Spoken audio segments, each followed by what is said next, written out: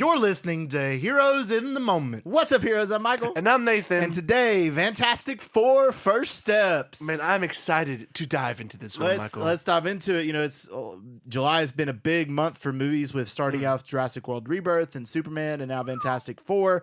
Big month for movies, making lots of money from all these things. And this one, of course, is no different. But just to get into it, so me and Nathan, we actually did not see this movie together. We saw it separately. And so we don't really know what each other think yet. Yeah, this is we kind have of first not off talked the take. about We've it not at talked all about with each other. At all. So this is going to be first. You're going to hear exactly as we're going through it, our initial reactions. So the first takeaway for me is I personally did not love this movie. Really? I personally love this movie. I thought it was a lot better than Superman. Really? I completely disagree. I vibed the whole time with it. Dude, I was really feeling it. Yeah, see, my core problem is, well, I mean, it gets into cons a little bit, but really, my initial reaction, I was bored. I was extremely bored, and I've never sat through a superhero movie, even a bad one, and was bored. And this one, I was like, I'm not a type of person that falls asleep in movies. I was genuinely it was hard for me to keep awake. Dang. And that was really unfortunate because I was really excited for this movie, but unfortunately, I was really disappointed. Yeah. Well, personally, at least, I didn't even think about getting on my phone until the third act. Really, I mean, I didn't because I'm at the movie theater. Right. But I found I know there's a lot of dialogue and a lot of it just centers on building that dynamics of that family. But I thoroughly enjoyed that and getting to see these comic accurate representations. Finally, I really enjoyed it. Yeah. I mean, obviously there's some cons too. Right. But I don't know. It just. Yeah, that's funny. Yeah, it clicked with me, but Okay. I guess maybe the same thing with Superman too. Because Superman it didn't click with me, and I found it kind of boring. And Right. I know you didn't. So. Yeah, let's get into it. Let's get into the characters, and then of course our pros and cons, and our end credit scene, and then always our rating is out of 10 with our movie review. So let's start with characters starring Mr. Fantastic, Reed Richards, played by Pedro Pascal. What do we think? First thing I want to say is, man, I was wrong. He is so good, I think, in this role. I think it's really refreshing to see, just this take on this character. He's this character who is one of, if not the smartest people in the entire world, yet the whole movie he's leading with fear, right? He doesn't know what's going to happen with the Galactus. He doesn't know about, the future health of his son. So the whole movie, you can just see that fear riding on his face, and seeing him kind of overcome that, I thought was really, really cool. He stole the show, like we say all the time, he's in everything right now. He's kind of Hollywood's poster boy. Yeah. But I really feel like he kind of disappeared into this role. I thought it worked very well. I know we were very critical when it was first announced, but I did enjoy his interpretation of the character. Okay. He was my least favorite part of this movie. Really? I did not like his interpretation a whole lot. I mean, him the display of showing his smarts, he did a really good job showing how smart he was and how his analytical mind really hindered him as a character because he doesn't have a lot of empathy and because of how smart he is. And I thought they did a good job, and he did not feel like, Pedro Pascal. He definitely dived deep into the role. But for me, he just did not feel like Reed Richards. I just did not get that sense the whole time. It just did not feel like the Reed I've been wanting to see for such a long time brought to life in the MCU. I really did not resonate with, his character's feelings. Out of the Fantastic Four, he was one of the ones that I just did not like whenever he was on screen. And it was really unfortunate because typically in most renditions, he's my favorite. And here he was not. And it was, I don't know. I just did not like really just how he was. And yes, it was a very comic accurate rendition of how he was so smart and how he's so analytical. But when I think of, when I go back to 2005 Fantastic Four, his name's hard to pronounce, Ian Gufford or whatever. Yeah. I really loved his interpretation. And when I was comparing them in my mind, I was like, I would much rather have him. I thought he did such a better job showing that role. And I don't think that they also captured his powers really well either. They showed his intellect really well, but his powers, they failed. They did not do a good job showing his powers.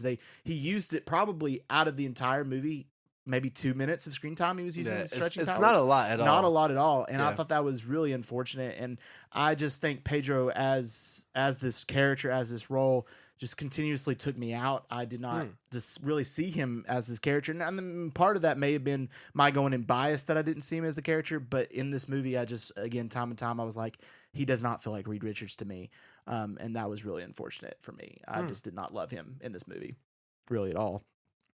All right, so our next character is Sue Storm, Invisible Woman, played by Vanessa Kirby. Now, this character, opposite reaction. She was amazing. I think she was one of my favorite parts. She was really the main character in the movie. She was the in a lot of the ways. team. In a lot of ways, she was the heart. Yeah. And I think Vanessa Kirby killed it. I think this is the best rendition of Sue that we've gotten. I think it was a really, really good performance and a really good job from Vanessa Kirby as Sue Storm. My favorite thing about her is I think that they showed how powerful Invisible Woman it really is. Dude. Because she is. In the third act, man, I was like, ain't no way she's that powerful. And in the comics, she is that powerful. And that was really cool that they showed, because before she turns invisible, can do force field. That's really all she was. But here it really highlights how she's the most powerful character on this team. Yeah. And I thought that was really, really well done. I think Vanessa Kirby's portrayal of her was also really good. I really, really was liking it. Yeah, man, I completely agree with you. She's kind of the leader, at least in this sense of the movie. She is the driving force really behind this team. She's unstoppable. She's immovable. Mm-hmm. Seeing her kind of, juggle the baby and then the after effects of that, and just seeing how strong, of a person, the parent she is, protecting Franklin is really cool to see in this movie. She absolutely kills it. She disappears into this role. Mm-hmm. I feel like it's very comic accurate, and she's a huge standout from this film. Truly. Absolutely, she really was. She was, really. A really good job done by her, and a lot of times you compare the other Fantastic Four members like I did with Reed earlier, and I think this is my favorite version of Sue that we have gotten. And I mean the other interpretations were good, but I really liked Vanessa Kirby's portrayal of her. I think she just really nailed the character. I think they did a good job showing her abilities once again, and just, every time she was on screen, you were emotional almost. And towards the end, of course, spoiler review, I genuinely was nervous for her. I thought she might die. Yeah. And I was going to be surprised. And obviously, I knew with the casting and stuff, but I was thinking, maybe it would be another variant of her. Yeah. This version dies. I didn't know. But I was genuinely concerned. I genuinely was like, oh my goodness, she might be dead. And I thought that was really it's really going to be another Rey Skywalker and what's his face? Oh, Kylo Ren, Ben Solo scenario. Yeah. But anyway, I thought that was really good. Love Vanessa Kirby here. Yeah, she's great. All right, let's talk about Ben Grimm, the Thing, played by Ebon Moss-Bachrach. Again, I thought he was great. He was awesome in this film. I still don't know how he was standing in water when he was pulling that boat in that one scene. That's true. They drop him into water and he's pulling the boat, and I'm like, he grew his legs. The water is deep enough for the boat to be a huge boat, but he's somehow walking. I didn't even really think about that. Yeah, bro, it's so weird. It's what are you walking on? He would sink because he's a rock. Yeah, that's true. Anyway, that's not really important. They did a great job, man. I think really capturing just how kind of a soul he is. Yeah, absolutely. I do like that they really didn't dwell too much on his bitterness, towards Reed. I think that's something they kind of addressed very early on, so he's not. I thought that was a very smart move by the writers. Just seeing them always cook for them, pick up groceries. I know I did enjoy the little subplot with that teacher. Just gave him a more human side to everything. He was funny, and I thought he was great. Yeah, I agree. I think he was really great in this role. I think it's the best version of Ben Grimm we've gotten. I think he looks really good. I think the CGI around him was one of my favorite CGI moments in the movie. I think they did a really good job showing him very comic accurate to his look. I thought that was really great. My only big things is him and Johnny's relationship. I did not love. I thought they were. When I think of Chris Evans in the original thing in the original Fantastic Four, they were a lot more back and forth, more of a brotherly. They'd make fun of each other, they'd joke. This here, they did, but they didn't. I don't feel had the chemistry as Chris Evans and the other actor did. I also think that the writers kind of shied away from making Johnny as much of a dick as he could be. Yeah. I do feel like they made him a lot a little more mature in this film. You know what I'm saying, Michael? So I don't know. And same thing with Ben too. He wasn't out there looking for fights. So when they do, it's very, it's very small. But I think, I don't know, maybe they're just trying to, I don't know. I'm not sure what the play there was. But yeah, like I said, I just think that Johnny wasn't as Johnny in that sense. In that sense, I think so too. I mean, he had his moments, but that I think also kind of played into it. But other than that, I think Ben Grimm, he had a lot of heart. He was definitely Very, very kind, very loving. He was there to help, and I thought that was really good. And I think Abel Moss-Baccarat did a great job as Ben Grimm. Yeah, he was awesome. Yeah. All right, now let's talk about Johnny Storm, Human Torch, played by Joseph Quinn. Personally, he was my favorite. He was awesome. He was my favorite. You know, a lot of people going in were like unsure about Joseph Quinn, but this really set in stone. I really loved him. I thought, man. Like I said with Pedro, I was also a little critical when I saw the casting, but he was awesome, man. Like we said, he's a little more mature than the Johnny Storms that we've seen in the past. Right. But man, I loved him. I love his subplots. I love the relationship with the surfer. You know, I loved his. I like the film really diving deep into his intelligence and showing that, and he's not just like some hot dude, right? And it's comic accurate. He's actually really intelligent, and this is the first instance they kind of showed that, because in the other renditions they just kind of play him off as this hothead who's just the brother of Sue Storm and just there, and which is true too. But he's also got some intellect. He earned his spot to go up to space. I know, that was really cool. Him diving in, figuring out a whole flipping language, by himself was really impressive. Was cool, and I did enjoy the little subplots with him and Mr. Fantastic, where he's trying to reconcile. Well, this is my brother-in-law, and this is a member of my team, but I never get to see him. I do think that they had pretty decent chemistry there. Yeah, I love Johnny's giddiness too, because he was like, "I want to go back to space," and he's like, "No, not yet." And then when they finally got back, he's like, "Yes, I get to go back to space." I thought that was great. Johnny was just really good. They didn't do as much as like him really being into women and showing that as much. They did a little bit and kind of hinted at it. But they didn't. But there's really like nothing in there. No, about but it at all. they really did a very comic accurate Human Torch, which I loved. He was goofy, he was funny, but also serious when he needed to be. The only biggest thing is it was weird because some scenes when he went full flame on, it was really good. It looked really, really awesome. Yeah. Other scenes, the CGI looks a little wonky for him, and I thought that was like, it took me out a little bit, but not fully. I didn't really care about that as much, but he was my personal favorite member of the Fantastic Four. Man, he had sauce. Yeah, he was awesome. He was fantastic. All right, now let's talk about someone who is probably the most surprising, I think, for this movie, and that being Shayla Ball's Silver Surfer, played by Julia Gardner. Dude, she was awesome. She was awesome. Dude, I mean, like, I never doubted, like, Gardner's acting abilities. Like, she's absolutely phenomenal in everything I've ever seen her. Right. But she just provided such a grounded and, her character was amazing. I know, bro. And especially when we get the backstory about her daughter. And I would argue she had the best character development in the film. It's awesome. She's a victim, right? Galactus tries to take over her planet, instead takes her. Now she's forced to become this person that she never wanted to be.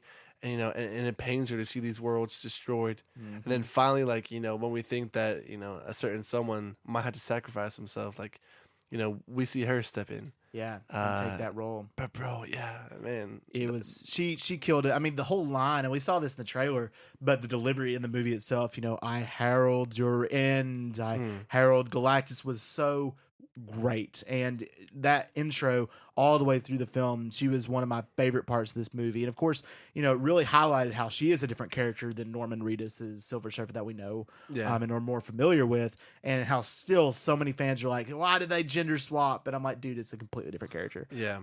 Exactly. Yeah, so but Julia Gardner did such a great job here, and really surprised me. I think, out of all these different characters and the villains especially, she was amazing. And from the line delivery to the display of powers, I thought she was so powerful. Especially that one scene where she came to Earth and was like instantly destroying all the things so quickly. The teleportation devices was so. Or in space so cool. when she was like surfing through the wormholes, surfing through the how wormhole. Fast she is. Oh, that is insanely cool. That man. was really her. Literally, she's phasing through Sue's belly to try to grab the baby. I thought that was just, she was such a cool. The only thing, CGI was a little bit weird with her as well. Another thing, I feel like if they would have took their time more with a lot of the CGI, a lot of points would be given back to this movie. But definitely that was, her face and stuff looked a little weird. But the performance of Julia Gardner was definitely overshadowed the CGI of it, the wonky a little bit. She was awesome. So she was definitely awesome and a highlight of this movie, and I thought it was really, really cool. And I can't wait to see her maybe when she returns, come back with Norman Reedus Silver Surfer as well. That'd be really sick, cool. man. That'd be really cool. All right, now let's talk about the main villain of this movie being Galactus, played by Ralph Ineson. Phenomenal. Yeah. Dude, he was terrifying. He was absolutely terrifying. I feel like the film did a really good job with Galactus, who he is, his intentions. like I said, I thought he was terrifying. He was a legitimate threat. I kind of wondered how they're going to balance the Fantastic Four fighting like a freaking being like Galactus. But I think they handled it really pretty well. Right. Yeah. And I do love how, like, towards the end when they do defeat Galactus, they don't necessarily defeat him, they just delay him. And I like that. I think that's just about the best thing you can do in a situation like that. Right. Like they can't actually beat him. Yeah, they can't kill him. They can't beat him. They just have to find a way kind of around him. Yeah. Which is exactly what they do, and it makes sense, with the intellect they have on their team. And Ralph Ineson's the voice. He does such a good job with his voice. He's very menacing. You get nervous when he's around. Again, this is another representation of the CGI being a little wonky when it comes to Galactus, but the character in of itself is a little wacky kind of looking, but I think they did a good job showing how menacing he truly is. Yeah. And I kept thinking the whole time Lego Marvel Superheroes in my back of my brain when he did land in New York finally. Yep. I was thinking about that. Oh, yeah, that one episode where he's like standing above the Hellcraft carrier for S.H.I.E.L.D., then you're on top of it. Yeah. Yeah, that was what I was thinking of the whole time, and I thought that was really cool. But you're right, Galactus was definitely a highlight. He was menacing, and I love how they open up the opportunity that he's going to come back.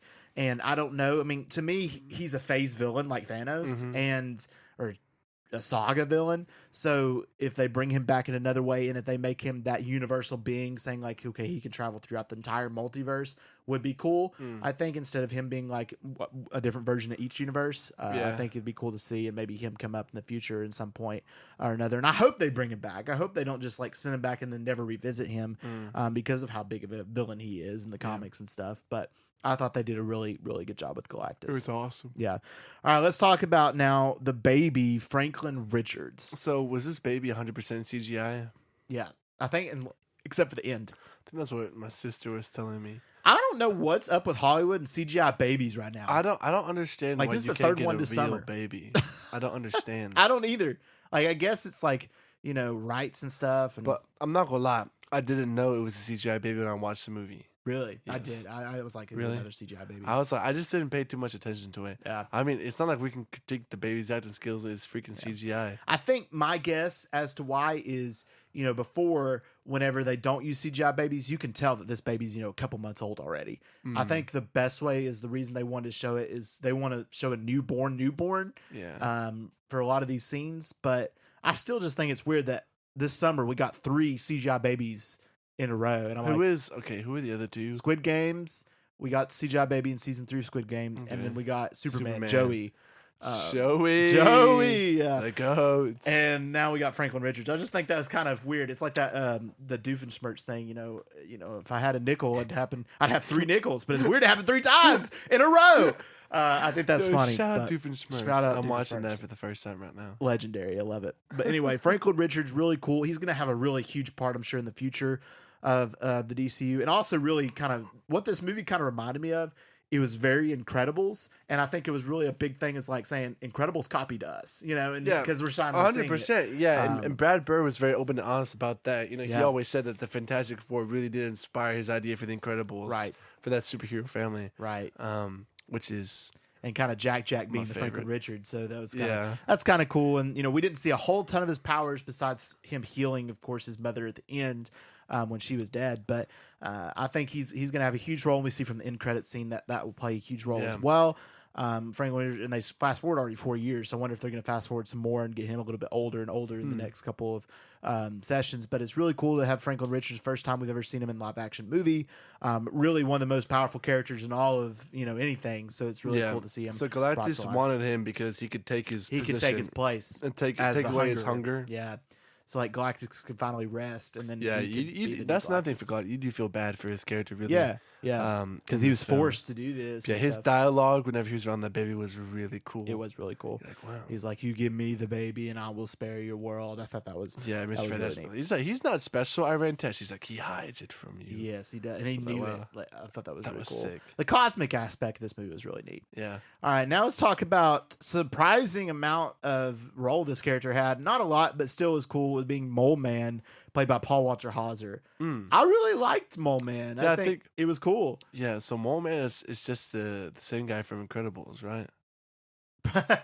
Kind of like the Underminer. Yeah, the Underminer. Kind of. There's some similarities. Yeah. I feel like his introduction into this movie, was kind of solely for the end part, right? They needed. Right. So we're gonna put the people, and I feel like, I think Mole Man would be kind of cool here. Yeah. Regardless, I think his presence in the movie is welcomed. Yeah. I think the whole storyline between him and Sue is really cool because it shows Sue as a friend and as a really good leader, kind of ambassador to him. And he distrusts the people above except for her. I think that speaks a lot to her character. So I think it was good for the movie. Yeah, I agree. I think Mole Man was a cool addition. We talked about it a week or so ago in our news that he was going to be in this movie, and I didn't really realize he would be and have such a role in this movie. But it was cool to see him. Mole Man's a character. I don't know if you ever watched the Superhero Squad show, Marvel Superhero Squad. No, I haven't. Did you ever watch that? Is that the really kiddie one? Yeah. I watched that when I was little, and Mole Man was in it, and it was cool to see him finally make his live action debut. I thought that was really, really neat.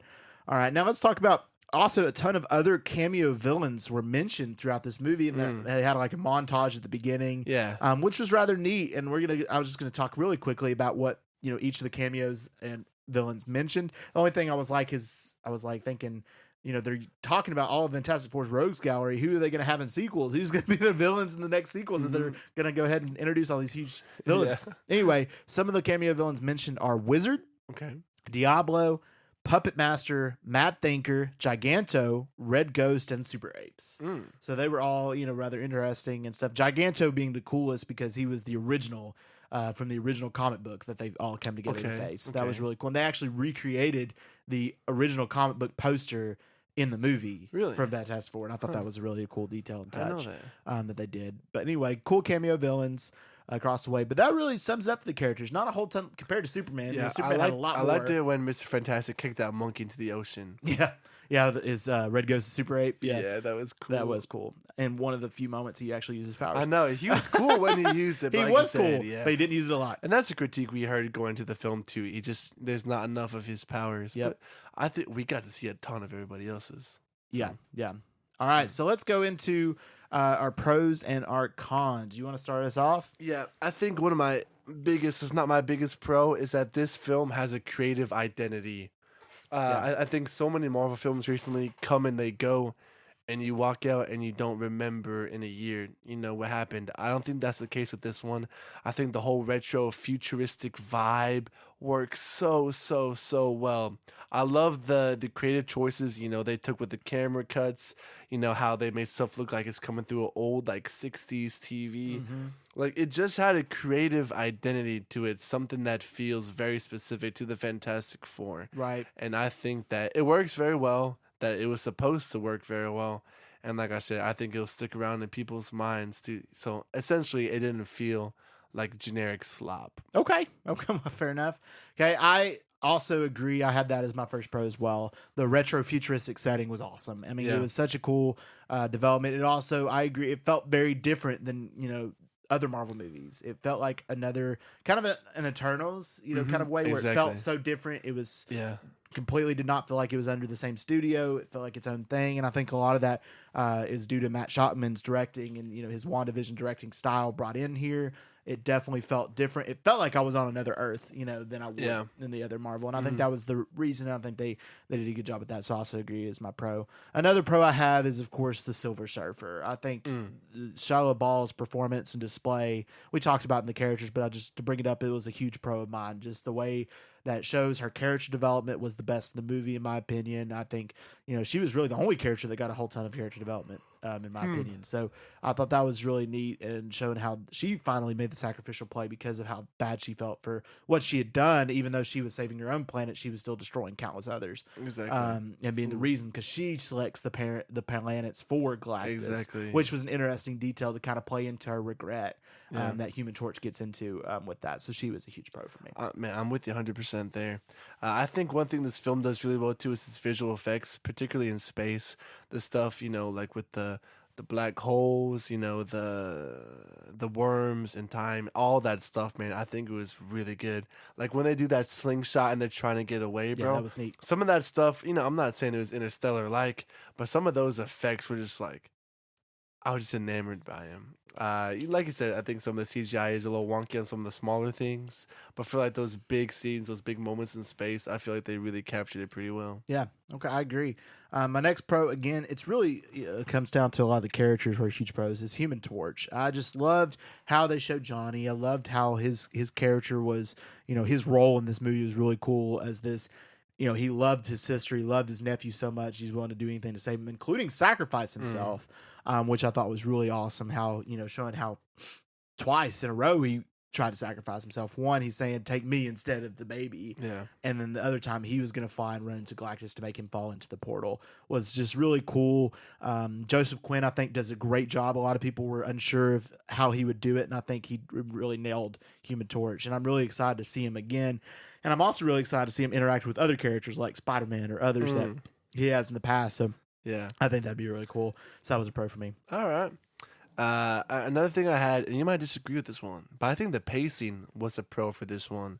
I do think the first half, the first 2/3 of the movie, they're better. But I do enjoy how almost like quickly the scenes move. When you're introducing a family of this size and you're already like 3-4 years into being the Fantastic Four, there's a lot to catch up on. And in the movie that's under 2 hours, I feel like it does a pretty good job of jumping from scene to scene, establishing who everyone is. I feel like they handled the subplots really well with Ben. And his girlfriend, not his girlfriend, but with Torch, with the language stuff and his relationship with the Surfer, with Mr. Fantastic fears of the unknown, both, with the baby becoming a father for the first time and with the threat of Galactus looming, and then with Invisible Woman, with, she's carrying the baby, but she's also like on the unofficial, like, really leader of this team, trying to calm the public sphere. So I think they do a really good job handling all these side plots. Same thing too with Julia Garner's character and her, like you were just mentioning. I feel like they handle it really well. I never feel like they just sit too long on one thing or they cut something too short. I feel like they move through it pretty quickly at a good speed. But no, I really do, and I feel like this is one of the first times I've said that I felt like the pacing was actually really good. But I thought it worked very well for this movie. Okay.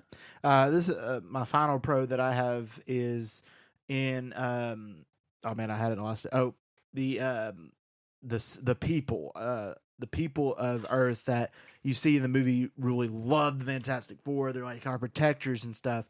But when the first time that they truly fail, they all turn against them. I thought that was really cool and really kind of a challenge for not only the Fantastic Four, but showing human nature and how we might look to these people who we love and they're like, yes, we love these people. But once they finally mess up, make a mistake, we're like, we're the first to turn on. Yeah, and I think that was really a cool display, and I thought that was really well done and showing that. And of course, when Sue Storm goes out and makes that speech and says, we don't want to give up this baby, but we're going to protect you still. I think that was really cool. Yeah, and I really...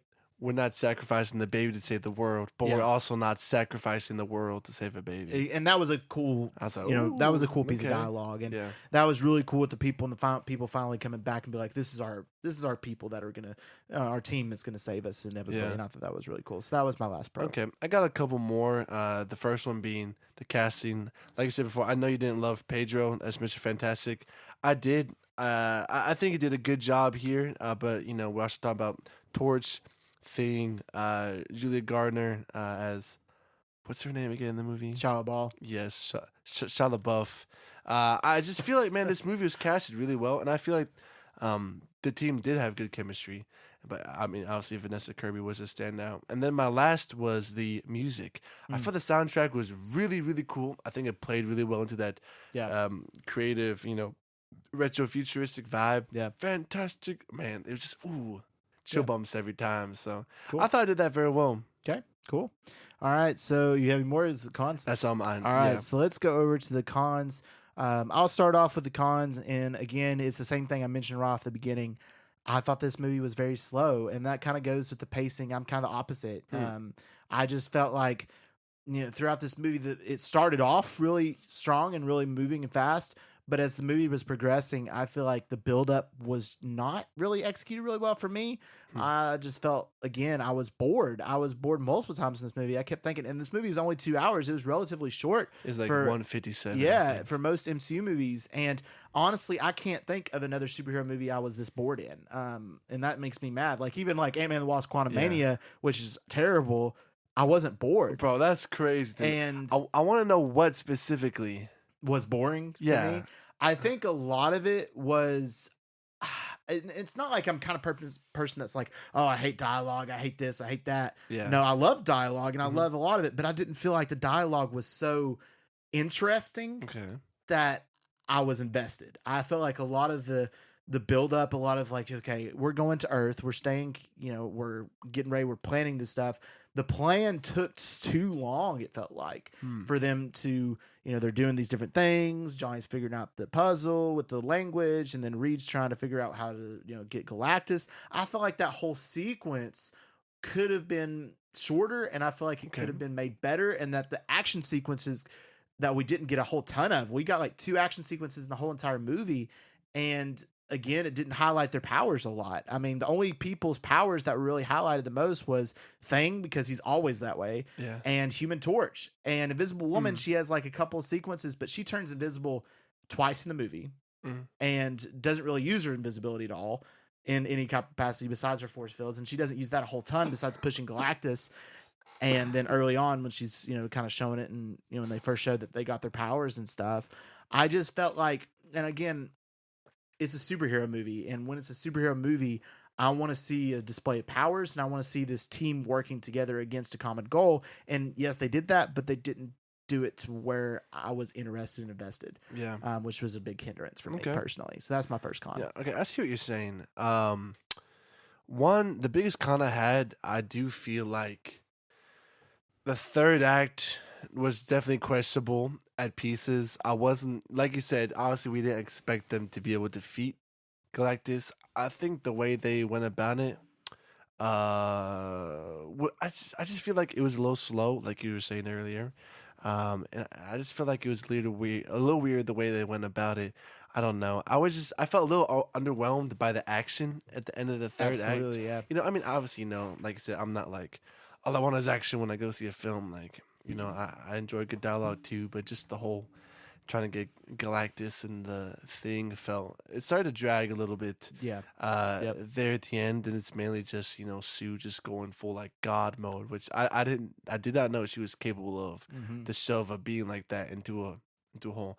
Anyway, I just feel like I don't know. Maybe I feel like they could have done a little better. I don't have any suggestions on how they could have done it, but I do feel like it felt a little underwhelming. Yeah, how that final confrontation played out with Galactus. Right, I felt the same way. Absolutely. My next con is it, and this is one of the things, I understand that origin stories have been done and before, but for characters like Superman, everybody knows the origin story. I feel like here we haven't got the origin story in over 10 years, and general publics and general audience, especially now, aren't as familiar with Fantastic Four. And although I feel like they did a good job explaining, okay, here's these characters, they're already established, they've already been in the game for a little bit. I honestly, though, with this being their first introduction into the MCU specifically, I think this movie might have benefited from being more of an origin. Seeing these characters go to space and kind of seeing that more intently, maybe not like last as long and like have it be the first 2 acts and then finally get to know their powers in the third act. Maybe have it be a really quick sequence in the first couple minutes, and then I don't know, and kind of show it a little bit more. But I just felt like this movie felt like a sequel almost, to where, and they barely do any character development as a result of that. I feel like they already had the impression that all of us know these characters, which a lot of people do, a lot of big fans, but a lot of the casuals that have never really witnessed Fantastic Four do not know these characters at all. And I feel like the way that they just kind of threw these characters in them and expected everyone to know their quirks was really kind of disappointing. Because like, if you didn't know who these characters were, how would you know Reed is that way and he's so smart and he's so such an intellectual in that way? How would you know Sue is like the rock of this team and kind of brings everybody together? How would you know all these things? And I feel like the way that they did that really hindered the character development, because it didn't feel like I was connecting with a lot of these characters in the way I would have liked. And that was a con for me. I see what you're saying, man. One of my next cons, and this is not a huge one, I do wish we could have gotten some scenes regarding governmental things. Yeah. I found it a little unbelievable how much faith and trust were placed into the Fantastic Four. They say we have to move the Earth, and we don't hear a shred of resistance, of like doubt or like whoa, whoa. Hey, by the way, we gotta get this approved by The this. only this, one this, was this, like this. that Galactus cult that came about or whatever. Exactly. But It's like everything they wanted to do, like the entire world. Just so I guess like there are no wars and everything is at peace. I guess that's this universe, this world. Yeah, it just felt so unrealistic. I was expecting to see like, oh, we want to do this, but you know, let's take a little look, see, you know, into this political realm. Right. We never get to see anything like that, and just the fact that they're like, yeah, let's move the Earth, and they're like, yeah, every single country in the world is like, yeah, let's do it. I'm like, yeah, suspicious, right? Yeah, I know they're trying to get through it, but like I said, they move through that stuff really quickly, and then the very end part is a lot slower, and it feels a little underwhelming. So I feel like, I don't know, that just would have been a little cool to see the other countries kind of, you know, reaction, or we get to see, hey, you know, there's a general trust in the pub, or they've earned this level of trust within the government because of what they've done. And I think that's probably what they were implying. I think the biggest thing was clearly the Fantastic Four are the only superheroes on this world, on Earth 838, I think it was what it was. Mm-hmm. They're clearly the only superheroes there. Yeah. And clearly, I guess, after the years of service they've done, the world has put so much trust in them, and that was what they were kind of implying. But I agree. I don't feel like it was done particularly well that you would say, hey, we're going to move our world to a different solar system, and there was no resistance. I think it's exactly. It was just weird. Yeah, man. It is. I agree. All right, my next con is, again, this is a kind of not a huge con, but again, I have to mention it, that being CGI. I just feel like, again, it didn't take me out of the movie in a lot of ways, but Galactus, Silver Surfer, and Human Torch's CGI and some of the cosmic space scenes were a little wonky. I feel like if they would have took their time, and that's been a big problem we've talked about in Hollywood the last 5 years, is them not taking time in CGI, because if you compare to early 2000s, like Davy Jones, Transformers, you're like, where did that go? Because that CGI is like unbeatable, and we had the technology. It's not gone away. In fact, it's improved, but yet they're not willing to take the time anymore. So I feel like if they would have took their time on the CGI a little bit more, I would have appreciated it. But again, that's not a huge con that I'm like, that made me dislike the movie in any way. But that was another con I had. Yeah, I never really saw it too much on those smaller characters, to be honest with you. Like I said, I didn't even know the baby was CGI, which I kind of feel dumb over. But I really don't have any more cons, Michael. Okay. This was my last con is the display of powers. Again, I mentioned this throughout this podcast. The only powers that were really shown is Human Torch, because he uses it quite often. The rest do not, and I feel like that was kind of a lame put, because you go to see a Fantastic Four movie that we haven't seen in a while. You want to see their powers, especially. This is the part that really got me. The fact that it's not an origin story, you'd think that they would have already mastered their powers. Exactly. And they'd show it a lot more. That's a good point. And that kind of was really frustrating. If it was an origin story, I get it. Maybe not showing powers because they're not as familiar on how to use them. But they're established. They've already defeated several villains. They should be using their powers like clockwork, you know? And I thought that was a little bit weird. And yes, they worked together like as a team really well. And that was really surprising, is how good of it they worked together as a team, almost too good, you know, because they all trusted each other 100%, which was a good thing. But I just really wish we could have seen more of their powers being utilized, and we did not. Yeah, I think we see Thing run through the pillars on the building, pick up a car, pull the boat, maybe a couple of other scenes, but all those scenes together maybe add up to like 10 or 12 seconds. Exactly. And the Human Torch is the only one that uses his powers consistently throughout the movie. The only one, because he flies all the time. He was so cool. He was awesome. It was cool. Bro, that first scene, like when the Herald first arrives and he's flying through the city at night. It was cool. That was sick. That was sick. But he's the only one they really kind of highlight. And especially the Invisible Woman, who turns invisible, I think only fully one time. She turns invisible in the political place because she didn't want to talk to a guy. I think that was the only time. There were other times she was making her stomach invisible to see the baby, but I don't think she ever went fully invisible again. Which I'm like, this is Invisible Woman we're talking about, you know? I would have. She does use a lot a couple times on the ships, but yeah. But it just is kind of unfortunate for me. That was my final con. Okay.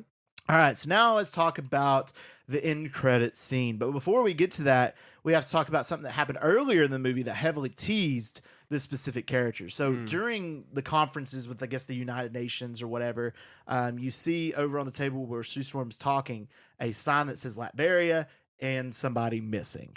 Now we know this, of course, is Doctor Doom's place, and he is the one that should have been there that is not there, that is chosen not to be. Yeah. Okay, fast forward to the end credits scene. We see the Invisible Woman, Sue Storm, taking care of Franklin 4 years later. He's a 4-year-old now, taking care of him, playing with him, whatnot, reading to him being really smart, wanting to read like Charles Darwin or something. He was like Charles Darwin. Origin and Species or whatever. Yeah. And then she goes off and she comes back, and we see Franklin being held, but none other than the back of Doctor Doom with his cloak taking his mask off. And that's how the movie ends. I wonder why he had his mask off. I know. There's lots of theories. Let's go into, so we'll talk about it. Is the first thing is this is clearly Robert Downey Jr.'s Doom. I mean, this is his Doom. His Doom resides on this Earth. Confirmed to be the same Earth. Yes. Yeah. So he's on this Earth. That is Doom, and that's Robert Downey Jr.'s Doom. But was it actually Robert Downey? You think in the? I hope so. I hope they're not cheap enough that not I know, to. but it does. They probably have to pay more. It probably doesn't make any difference. But. No, but still, I mean, it was. I don't know if it was actually him or not. But anyway. It didn't show his face. We'll talk about that in a second.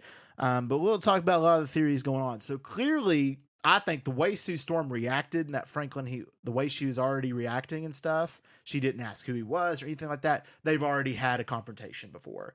I think that he was probably after the origin stuff. They don't mention him, but them showing Latveria, him not being there, and then showing at the end, I think they've already had some type of fight and some type of falling out at some point already. Okay. I think that's already going to be established and that they've already known each other and that he's here. So a lot of the theories suggesting why he's holding Franklin, why his mask is off, is because his scars that he has, he believes Franklin can heal. And then also the theory is that he's going to use Franklin to give him the cosmic abilities that he needs to do what he wants to do. Was a lot of the theories that I want to see. Yeah. But I guess maybe he wanted to seem less... No, it wouldn't make sense. I don't know. What would be less scary to a kid, the mask or like his scarred face? Yeah, but then again, like I sent you this too, but I saw a report saying that like he's not gonna have a heavily scarred face. Yeah, so in Marvel, so I don't unless he is, and then Franklin takes that away. Franklin to heal him. Yeah, okay. I don't know exactly what the aspect is and what we're gonna do, but right now, what do you think about the fact that they did not show his face though? I mean, I don't think that they needed to. Yeah. It would. I would have been like, oh my goodness, if they did, exactly, it would have been epic. But I think they're saving it would have been spoiled, for Doomsday. I really do. Fans are already really sour on this idea. Obviously, not because of RDJ's acting ability, but the fact that it almost seems purely for money. They're bringing back, the beloved, face of Marvel as a villain, the hero instantly as the next big villain. It's just like, it's so cheap. But anyway, yeah, I feel like if they would have showed his face, it would not have had a big of an impact, right? As if we see it for the first time in Doomsday. Right. So I mean, like I said, I think that's all we needed to see. Even the Latveria, like in the beginning, I think that was completely enough. Yeah. If we didn't get that in the end credit scene, I would have been completely fine too. Right. I think it would have been cool though, looking back, if they never announced Downey as Doom, and then this end credit scene they kind of showed him, and you're like, oh snap, that would have got a lot of people crazy, like freaking out. Everybody would have been going crazy. Yeah. And then it probably honestly would have boosted the box office of this movie the whole time. But I agree. I think they didn't need to show his face. They play and say Fantastic Four will return to Avengers Doomsday. I think that was probably plenty enough and kind of tease that Doomsday. My only big thing too, though, I was thinking about is they tease Fantastic Four at the end of Thunderbolts, but we never see the reasoning. We never see them cross over. Exactly. We never see them leave that and ship. the reason. Yeah. So my theory is Doom takes and kidnaps Franklin and uses him to go to the MCU multiverse, and the Fantastic Four pursue him to the MCU's world. Is what I can see happening. I wonder why Doom would want to do that. To use him in some capacity. I don't know. Maybe he's heard like for why.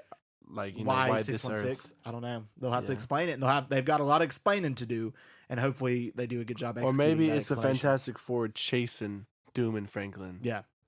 Or some of that caliber. You know? So I don't know how they're going to do it, how they're going to execute it properly, but We'll see. Yeah. We'll see. All right, so now let's get into our rating out of 10 for this movie. Yeah, I've been kind of in between two numbers. Okay.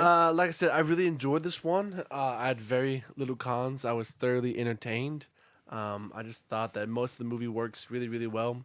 And like I said, I love the fact that it just had a creative identity. It just felt nice to watch something that felt unique. And like I said, it kind of goes back to the whole WandaVision stuff. I feel like his style worked well for a movie. Critiques like, it could have more action, and I think that's something that he can definitely implement there in the future too. But overall, I feel like Matt Shockman did an absolute really good job with this film. I'm a stay on the little higher side with this one, and I'm gonna land it at 7.5. Okay. Yeah.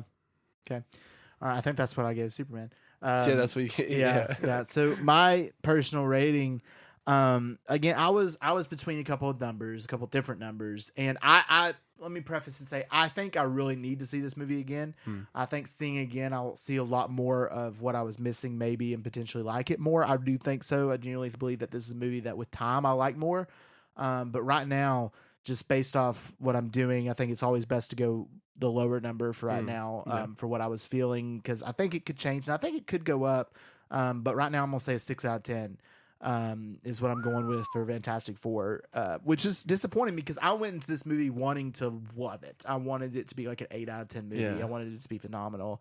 And I was really disappointed. And as much as I love these characters, love the Fantastic Four, I was so bored at so many aspects. Not to say that this is, a terrible movie. It's not. 6 out of 10 is not awful, but it's not great either for me. And I just did not love it. And this is a low score for me. And but I'm trying to recall right now when's the last time you gave it 6. I'm surprised, Michael. Yeah, I did not love it. So I really, again, I need to see this movie again. And I think my opinion could change, but as of right now, I think I got to stick with a 6 out of 10. Dang, all right. Yep. Yeah, like I said, I think, maybe I would have rated Superman, more higher if I had seen it again. Maybe it's the same case here too, but yeah, huh? Yep. All right. I don't know. I hate it, but that's what I gotta do. I mean, I gotta do what I gotta do. That's right. All right, guys. Thank y'all so much for listening to this episode. And as always, if you enjoyed it, please give us a like and a download if you really enjoyed it. Let's see here. If you guys want early access to all of our episodes and exclusive access to fun episodes and additional movie reviews, feel free to subscribe to our new membership, Heroes HQ. We have a feature on our episodes where you can send us a text message by following a link at the bottom of our episodes. You can submit your questions for Heroes Q&A there, or just shoot us a DM. And then finally, feel free to also check out our YouTube channel and our Instagram at Heroes in the Moment. And we just want to thank y'all for listening. As always, we love you 2000.